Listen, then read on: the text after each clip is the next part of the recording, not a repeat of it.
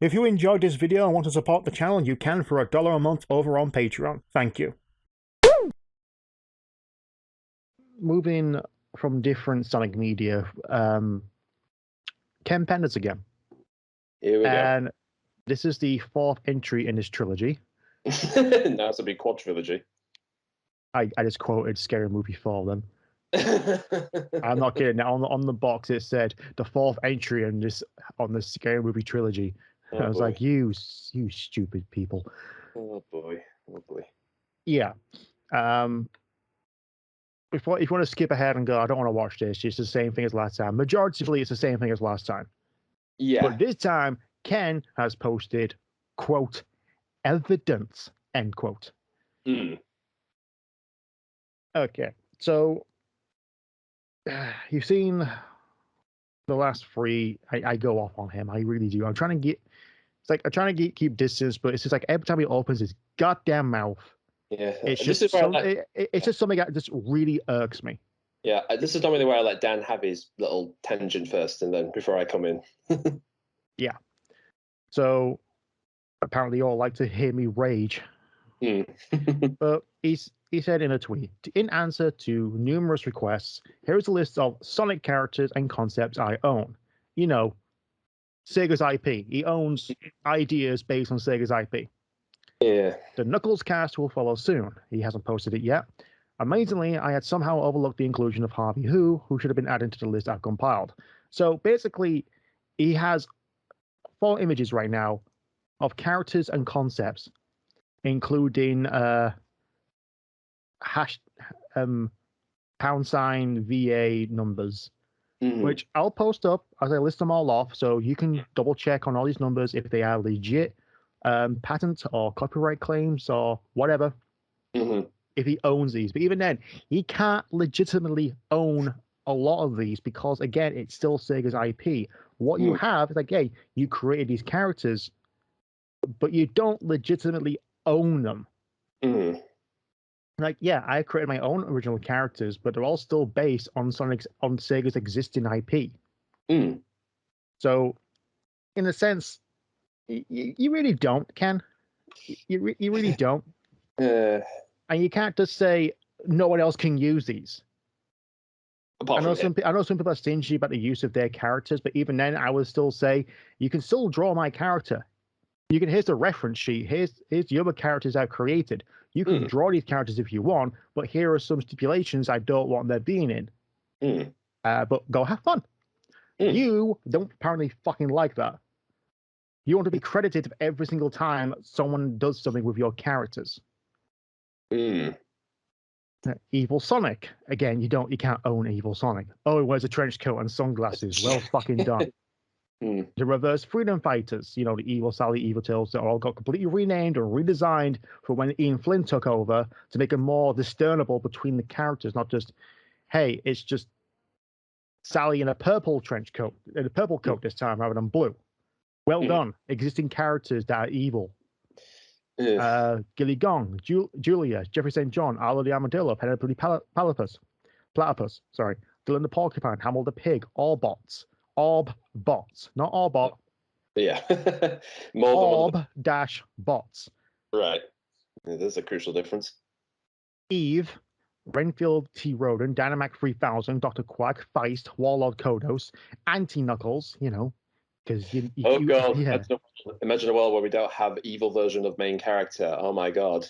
Yeah. Hershey the Cat, Jules the Hedgehog, Sonic's father, because, Bernadette, Bernie the Hedgehog, Sonic's mother. You can own, the relatives of characters that Sega does not want existing. Yeah, well, considering that this is a series that's never really got into basically Sonic's family lineage outside of comics and TV shows anyway. Yeah, Drago, Roller the Hedge, Free Art Buck, Commander St. John, General de Coulette, evil. No, I think that was his father. I don't know. I haven't read most of the freaking batshit insanity that was the Archies during the 90s. Queen Alicia, Prince Alias, Robo Robotnik, the derivative of Robotnik. St. Fleming, Lieutenant Fleming, Lieutenant Smiley, Sleuth Doggy Dog. I am not kidding. Oh god. Sleuth Doggy Dog. DAWGGY -DAWG. Kicks a lot. Fucking creative. King Frederick Kirby. I think someone's gonna have some copyright issues with Nintendo because it's spelled Well, exactly the it's either same. Kirby or Jack Kirby. Those are two different known It's spelled Kirby. exactly the same. Jack, Oh. I'm not too sure. I think Jack Kirby was a lawyer who helped them during Universal's fucking reign on King Kong. Yeah, well, I mean, to be fair, Jack Kirby's more from Marvel's stuff, but again, different story. Canis, Diablo, Lobo, Leda, Lyco, Reynard, Ariel, Athena, Maria, Marco, Jeremiah, King Alexander, Prince Emerson, Paladin, King Theodore, Coco, Colin Robotnik, Sherman the Wallers, Amadeus Pryor, Isaac, Queen of the Mysterious Cat Country. Queen of the Mysterious Cat Country. Wow. Yep. And concepts created: the Cosmic Interstate, Echidnaopolis, the Echidna Society, all based on Knuckles' background, which doesn't exist. I'm pretty sure he feels really fucking fucked over when Sonic mentions like, "Hey, we've got our own law now." Sandcrawlers, the Fire Ant Society, Necropolis, Grand Conservatory, Mount Fate, Zoot Shoot, ZOOT, CHUTE,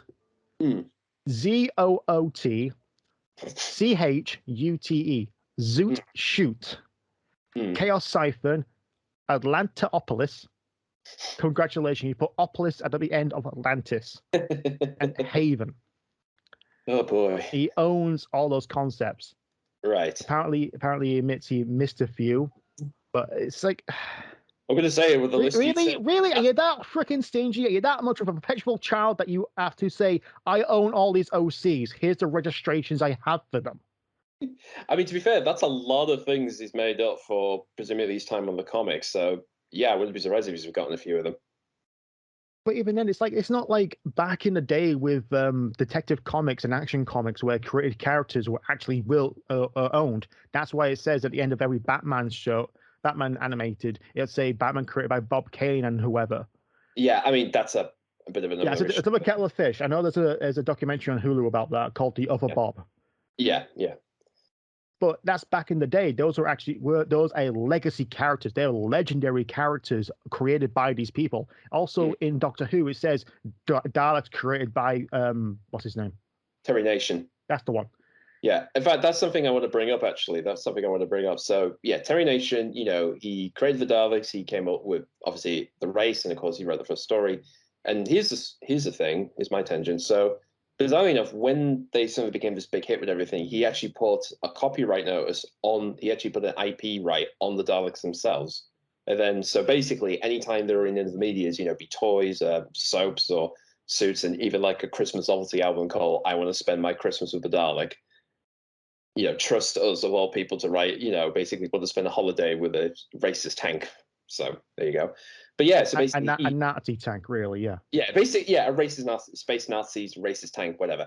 But yeah, basically, yeah, he technically owned any residual money from the Daleks' use in the media. He owned the rights to, and subsequently, he then wrote a lot of the latest stories. Some else other people. In fact, funny enough, the story Evil the Daleks was planned to be the last time we were going to be using Doctor Who.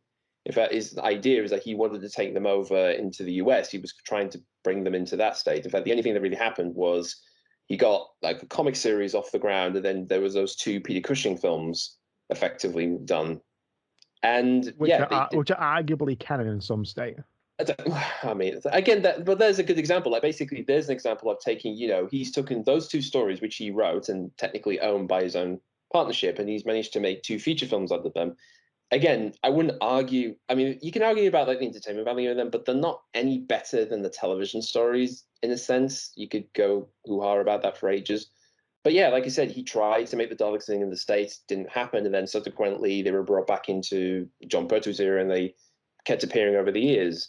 In fact, one story, depending who you ask, is like supposedly there's an agreement with the Terry Nation estate that the Daleks have to be used at least once for every subsequent Doctor Who series, and if they're not, apparently they'll take the rights back and they'll never use them again.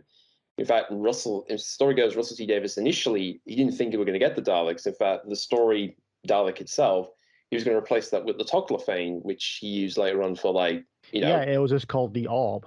Apparently, exactly, that was going to be responsible for wiping out the Time Lords. Exactly, yeah, that was the initial plan. Like he had the Time War base that he was either he wanted the Daleks, but that was the backup plan in case he couldn't get the rights, but of course he did. So yeah, subsequently they've been in like not every episode. I think like there's like they've been used mainly for the like Jodie's era. They're mainly used for New Year specials, but they're still involved in Doctor Who in some fashion, either as cameos or one-shot things, basically. Yeah, and it always has to be of the Daleks. Yeah. Apparently, I listed like 60 different names. It's Yeah, spread I mean, across several media. Yeah, there are. I mean, there are of the Dalek stories out there, but there's plenty that haven't just used that. But whatever. But yeah, I mean, there's the case of actually somebody who actually, like I said, Terry Nation effectively owns the Daleks. They're his properties, and he actually makes money off them. Probably the same way, like Doctor Who is owned by the BBC. That's theirs, lock, stock, and barrel. But the Daleks are a separate thing that has. I mean, you can't have the Daleks without Doctor Who, and you can't have Doctor Who without the Daleks. It's that type of deal. But yeah, that's a case actually where someone did actually put a legal right on the creation of his own thing. Therefore, it works out fine for the legal things. But with this whole Kim Penders thing, as you keep saying, it's like the way I describe it, it's like it's basically he was allowed to play with the Sonic brand toys. Basically, he was allowed to play with the toys of Sonic the Hedgehog. It's like, here are the things we got. Go off and make stories about them. Add more characters, locations. Make more stories. All that type of stuff. And most people do this, whether it be for television, for movies, and whatever. People are allowed to come into the Sonic creative conundrum, whatever you want to call it, and then just sort of flurry off that. And at the end of the day, most people know is, like, at the end of the day, whatever they do, it is going to be Sega's property. There will come a day where they have to leave it doesn't work anymore, or it's shut down. But at the end of the day, it's their property. They'll always be remembered for making that stuff. That's the good thing. I mean, hell, we just taught the Sonic Movie 2 business, people were going crazy about Bob Beakley, for God's sakes, about like the shot of Tails and Sonic in the bar and the puffer jackets. And it's like, again, I don't know if that's a reference or whether it's just fans going nuts over things. But again, it proves that people do remember this stuff. Yeah, you leave behind a legacy of what you created. But whether or not he legitimately owns all the registrations of every one of these characters, like a freaking NTF, which I'm not going to get into. No, that's a mess. He created these characters and not taking that away from him, but he's acting so like a child, really, taking his ball and going home. No. And again, it's just weird because it's like, in fact, funny enough, before this, I did see there was a tweet out there actually having like a 2-page PDF of a court case that he lost over the whole business about Shade and Chronicles of the Dark Brotherhood business. Again, I did see that. I might put it in the notes later for this. But yeah, I did see that. So this has been going on. I would like to see that. I also seen a Google Doc about the whole comparisons between Shade and Julie Sue. I responded, or quote tweeted really, saying, so you own a bunch of OCs, clones, and relatives of copyrighted characters, but he still doesn't own Shade or the Nocturnus clan. I just said, just leave the Sonic universe. Just leave the Sonic universe. Do something original. Yeah, I mean, for me, he's probably not going to listen to this, but my attitude really to this whole thing is, if he's so wanting to have these characters in some form or whatever, why hasn't he done what most people did with Kickstarter? Is in, we want, a new Mega Man, a new Banjo-Kazooie, a new Castlevania game, and whatnot. It's like, okay, we'll just go off and make our own versions of them. Ukulele, Mighty Number 9, Bloodstone, or sorry, I probably even messed that name up, but yeah. They've gone off and it was Bloodstain, sorry. And yeah, that was examples of like, if you're so wanting to keep these characters yourself, why don't you just go off and just make, if you want these characters to exist, why don't you just go off and remake them as a species or as humans or something? Like, he's doing Lara Sue Chronicles, but the thing is, though, it looks identical. It's like he's doing his own thing. Yeah. But it's like, what was the game? Agents of Mayhem. Yeah. Vicious, not Vicarious. Is it? It's vicious violation. Right. I don't know. The guys who made Saints Row.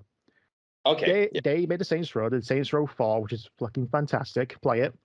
And they wanted to do something else, but it Angels of Mayhem.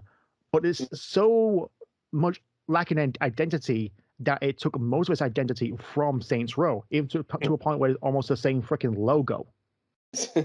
Yeah. That kind of that Celtic thing, like a flower. Right. I think you'll recognize it. It looks identical to the Angel of Mayhem logo. And you're right down to the purple theming as well. It's like it's taking its identity. It's like it's their own thing, but it's not the same. It's not the same thing. But even though it's it's definitely the same thing. In that, I mean, it's different enough so we don't get into copyright issues. Basically, that's that type of deal. Like I said, that's what I mentioned with those games. It's like they're basically, look, these are the spiritual successors to those other games, but we don't have the namesake itself. So just go. Yeah, but he's not. But Ken's not doing that. I know, and I don't know why he hasn't tried to do that. I mean, it's like surely he's able to like start his own comic brain or whatever. I mean, I don't know why he's. I mean, there is. I will mention this. All right. So, what about there was the history? Oh, I've got an extra bit on top of this as well, so you can go. Okay. Go on. No, go on. All right. I was going to say there was a while ago though somebody did a history of Sonic the Hedgehog podcast series, and he did interview Ken Penders. So again, if you do want to hear it from at least his point of view, I'll put the link in there for you to hear. So at least be fair on that side, at least. But yeah, go on, Dan. He did respond to a lot of people in the comments saying that he's wrong. Like, he can't just keep going on about this. And he said this, and it pissed me off, and it'll piss everyone off. Quote, "Shade is mine. Neither Sega, BioWare, or EA fought for her. The armor and the name will appear in the Lara Sue Chronicles. The copyright of Julie Sue covers anything related to Shade. No ifs, ands, or buts. And no, I'm not getting into debates about this. Go drag your bare ass across a bed of broken glass."